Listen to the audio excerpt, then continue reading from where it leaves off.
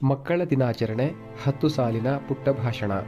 ವೇದಿಕೆಯಲ್ಲಿ ಆಸೀನರಾಗಿರುವ ಆದರಣೀಯ ಹಿರಿಯರಿಗೆ, ಗುರುಗಳಿಗೆ ಹಾಗೂ ಸಹಪಾಠಿಗಳಿಗೆ ನನ್ನ ನಮಸ್ಕಾರಗಳು.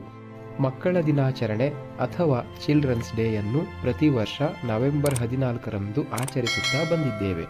ಭಾರತದ ಮೊದಲ ಪ್ರಧಾನಮಂತ್ರಿ ನೆಹರೂರವರ ಜನ್ಮದಿನದ ನೆನಪಿಗಾಗಿ ಮಕ್ಕಳ ದಿನಾಚರಣೆಯನ್ನು ಆಚರಿಸಲಾಗುತ್ತದೆ.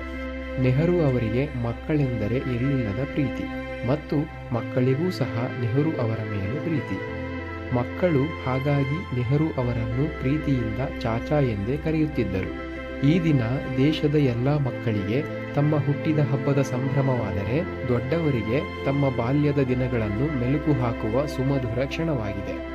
ಈ ದಿನ ಶಾಲಾ ಕಾಲೇಜುಗಳಲ್ಲಿ ಮಕ್ಕಳಿಗಾಗಿ ವಿವಿಧ ಆಟೋಟ ಮತ್ತು ಸಾಂಸ್ಕೃತಿಕ ಸ್ಪರ್ಧೆಗಳನ್ನು ಏರ್ಪಡಿಸಲಾಗುತ್ತದೆ.